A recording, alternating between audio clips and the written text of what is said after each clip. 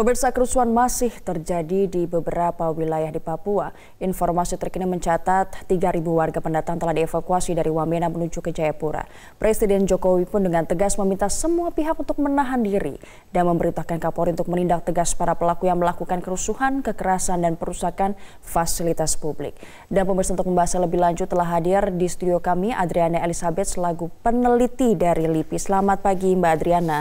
Selamat pagi Mbak Ajeng. Ya, LIPI ini mengungkapkan ada 4 akar permasalahan di Papua yang harus diselesaikan. Apa saja sebenarnya? Yang pertama tentang marginalisasi dan diskriminasi ya. Kita lihat di kasus Surabaya kan masih terasa sekali ya bahwa diskriminasi rasial itu masih ada. Kemudian soal pembangunan. Pastilah kalau kita mengacu kepada Undang-Undang Otonomi Khusus itu kan ada paling tidak 3 prioritas ya yang harus ditingkatkan di Papua terkait pendidikan, kesehatan, kemudian juga pemberdayaan ekonomi lokal. Kemudian soal yang lain adalah siklus kekerasan yang belum bisa diputus di Papua itu ya, yang kemudian juga sebagian mengarah pada soal-soal pelanggaran HAM. Ini juga belum diselesaikan secara tuntas. Dan juga pro kontra sejarah Papua itu terus menjadi perdebatan yang tidak selesai sampai hari ini, walaupun pemerintah sudah menegaskan bahwa tidak ada lagi yang harus dibahas terkait dengan sejarah Papua ke dalam Indonesia, tapi perspektif yang lain itu di Papua mengatakan justru di situ persoalannya gitu, karena mereka melihat proses sejarah itu tidak adil. Nah, yang paling menjadi skala prioritas untuk segera diselesaikan sebenarnya apa yang menjadi akar permasalahan? Kalau melihat dari 4 akar soal itu ya, dan dinamika yang terjadi hari ini, sebetulnya susah ya untuk selalu melakukan perbaikan secara parsial. Jadi mesti kita lihat ada soal-soal yang mungkin ada terkait satu dengan lainnya misalnya. Seperti soal kelompok pro merdeka misalnya, mereka itu terus meneriakan hal-hal semacam itu kan juga karena kondisi-kondisi sosial ekonomi yang tidak adil dan sebagainya. Kemudian juga kebebasan berekspresi yang terakhir ini menurut mereka terlalu dibatasi dan sebagainya. Jadi banyak soal yang sebetulnya saling terhubung satu dengan lain. Jadi menurut saya tidak ada tidak selalu bisa diselesaikan secara satu masalah seperti itu ya, tapi juga harus lihat keterhubungannya. Nah, kalau kita lihat kasus yang terakhir di Wamena pun kelihatan sebetulnya persoalan itu memang ada sejak lama, kemudian waktunya aja hari ini kemudian pecah persoalannya. Jadi kalau Mbak melihat dari permasalahan di Wamena, konflik di Wamena ini seperti apa masyarakat bisa melihatnya? Begini, Wamena itu kan tempat pertemuan dari 4 kabupaten ya, dari Kabupaten Jayawijaya, kemudian Nduga yang Desember tahun lalu itu kan juga ada pecah konflik bersenjata di sana, kemudian sebagian warganya itu mengungsi ke Wamena, dan di Wamena cukup banyaklah jumlah mereka. Kemudian dari Kabupaten Lanijaya, kemudian juga dari Kabupaten Yahukimo. Jadi di Wamena itu banyak sekali sebetulnya bukan hanya penduduk asli Wamena, belum lagi kelompok-kelompok migran yang sudah lama sebetulnya mereka tinggal di sana. Jadi seperti melting pot sebenarnya ya Mbak. Persis. Dan kalau kita melihat kerusuhan yang terakhir kan memang aneh ya, karena tidak pernah ada sebetulnya konflik antar warga Papua semasif yang kita lihat di Wamena gitu. Jadi ini memang ada persoalan-persoalan yang sudah lama di tempat itu yang kemudian mungkin tidak terselesaikan secara baik. Jadi disinilah waktunya dia menjadi pecah seperti hari ini kita lihat. Termasuk misalnya ada persoalan sosial. Misalnya banyak anak-anak yang menganggur, tidak punya pekerjaan, mereka juga tidak mau sekolah misalnya. Itu juga hal-hal yang menurut saya luput dari perhatian. Jadi ketika terjadi persoalan seperti sekarang, rusuh dan sebagainya, ya di mana-mana sih sebetulnya, bukan hanya di Wamena. Kalau orang hari-hari cuma menganggur, tidak ada pekerjaan, kemudian diajak ribut dan sebagainya, itu kan sesuatu hal yang sangat mudah terjadi gitu. Jadi permasalahan bukan hanya masyarakat dengan masyarakat, tapi juga masyarakat dengan pemerintah, dan ini sudah menjadi kompleks karena sudah lama gitu ya. Persis. Oke. Nah, tadi ada 4 akar permasalahan, kita kembali ke sana. Pembangunan juga menjadi sesuatu hal yang membuat mereka kecewa. Apakah pembangunan yang selama ini digembor-gemborkan oleh pemerintah ini tidak terlihat oleh mereka? Itu juga harus diurai satu persatu sih sebetulnya ya. Kalau pembangunan jalan seperti yang selalu menjadi fokus pemerintah hari ini itu kita bisa lihat secara kasat mata lah. Ada jalan banyak sekarang di sana, jembatan dan sebagainya, pelabuhan, itu jelas lah. Tapi kemudian kalau kita telusuri lagi, siapa sih sebetulnya yang bisa memanfaatkan itu semua gitu. Karena jumlah pendatang juga relatif sekarang di beberapa tempat jauh lebih banyak.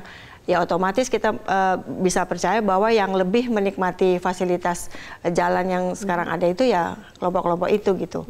Nah kemudian juga misalnya bicara pelayanan publik di Papua untuk pendidikan dan kesehatan itu kan memang sangat belum merata ya. Apalagi sebagian orang Papua tinggal di daerah-daerah yang jauh dari jangkauan akses segala macam itu. Jadi banyak ketimpangan-ketimpangan sosial yang masih terjadi di Papua, termasuk juga dari segi kesejahteraan ekonominya gitu.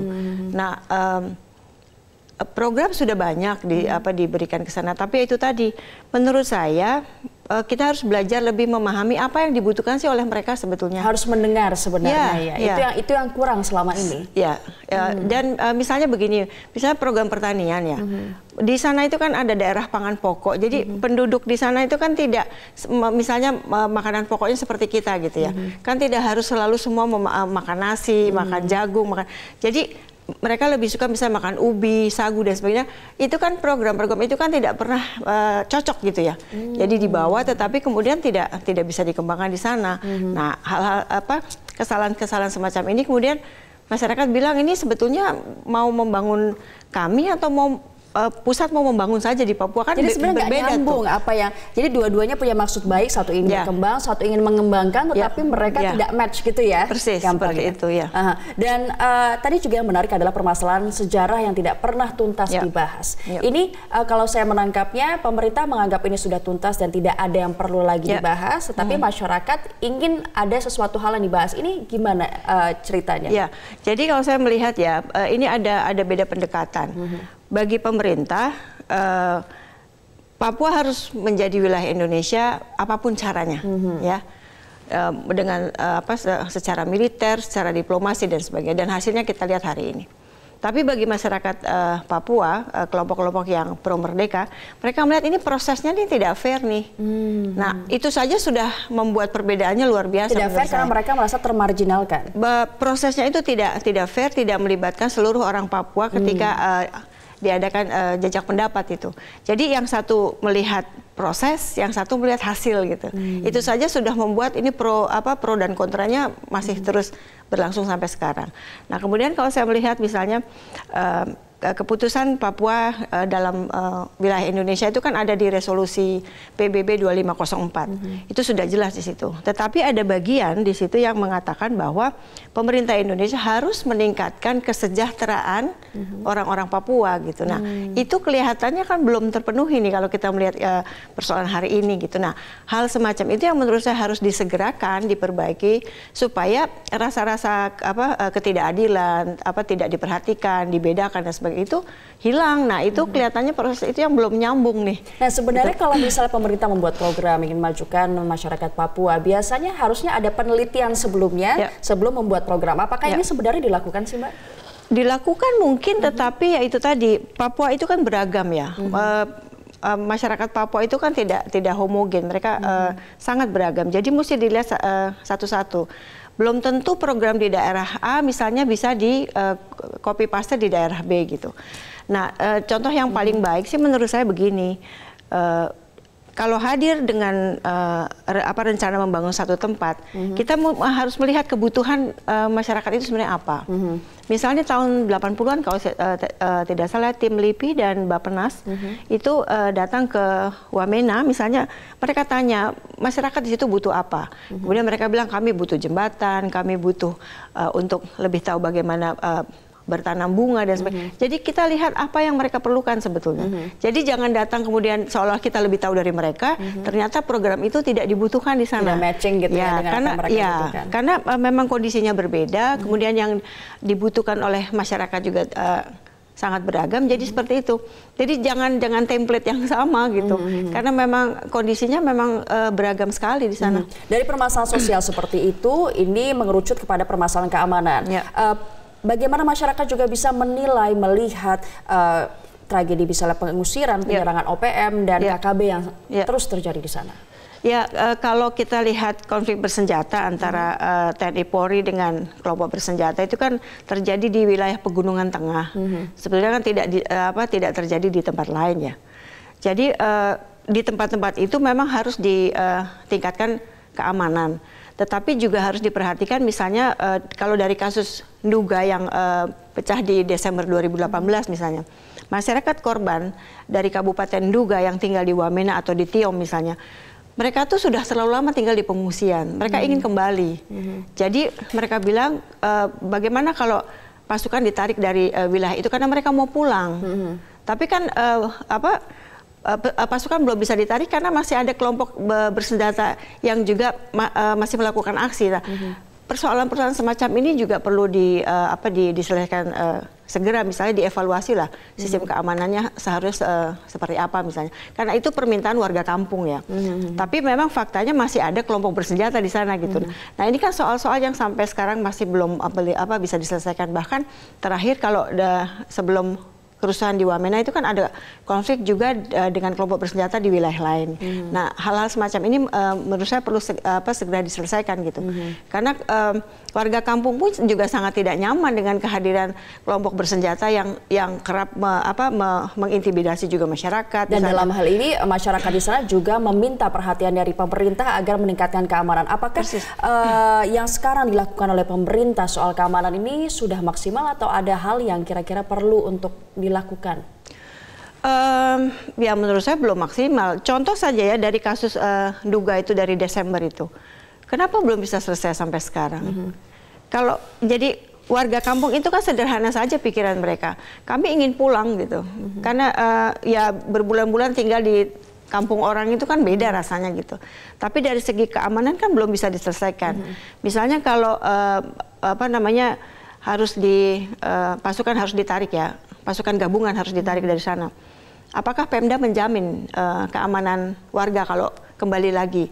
Karena masih ada kelompok yang lain gitu. Nah, hal-hal semacam ini menurut saya harus dibicarakan supaya bisa diselesaikan. Karena tadi saya dengar juga ya bahwa warga kampung yang tinggal di Wamena sekarang dari Kabupaten Nduga itu mereka kan mengalami trauma, kemudian juga ada yang sudah sakit, bahkan ada yang dibilang bahwa trauma healing adalah salah satu hal yang harus dilakukan di sana. Itu justru menurut saya itu tidak pernah dilakukan selama ini. Jadi trauma konflik itu kan sudah panjang di Papua. Ditambah dengan kasus-kasus konflik belakangan yang kemudian memaksa warga itu pindah ke tempat orang lain, mereka tidak punya akses pendidikan yang cukup, mereka juga kelaparan dan sebagainya. Itu persoalannya menjadi sangat rumit dan biasanya kalau konflik begini yang paling menderita itu warga Papua. Pasti. Baik yang asli Papua maupun yang pendatang. Korbannya pasti mereka. Itu yang saya lihat dalam kerusuhan belakangan ini. Nah, terakhir nih Mbak, karena waktu kita sudah hampir habis, apa yang harus dilakukan pemerintah agar konflik ini tidak berkelanjutan? Karena ini sudah panjang sekali, masyarakat sudah trauma, pemerintah harus tegas pasti, tetapi apa yang harus menjadi gongnya sehingga ini tidak lagi berkelanjutan? Tidak ada instansi Mbak Ajeng, ini karena persoalannya sudah panjang sekali ya. Tadi dari 4 akar soal itu saja juga masih ada dinamika perubahan demografi. Masalah-masalah itu masih banyak sekali, termasuk otonomi khusus yang tidak dirasakan oleh warga Papua gitu. Jadi untuk yang paling dekat sih sebetulnya bagaimana warga yang mengalami penderitaan karena kerusuhan itu bisa segera diselamatkan. Kemudian juga dialog sangat memungkinkan juga ya Mbak ya? Dialog itu jangka panjang Mbak, tapi harus dimulai. Kemudian juga memastikan potensi-potensi konflik sosial itu jangan sampai terulang lagi gitu. Jadi itu ya semua tokoh harus bekerja, pemerintah dan sebagainya. Kemudian dalam jangka panjang memang dialog, karena tidak ada cara lain lah. Kita tidak mungkin, Mbak Ajeng kalau nggak ketemu saya, mana tahu apa yang saya pikir misalnya. Jadi kalau kita bertemu itu kan kita paling tidak tahu apa sih kesalahan kita selama ini dalam memahami Papua dan bagaimana Papua tidak mengerti program kebijakan pemerintah yang ada di sana.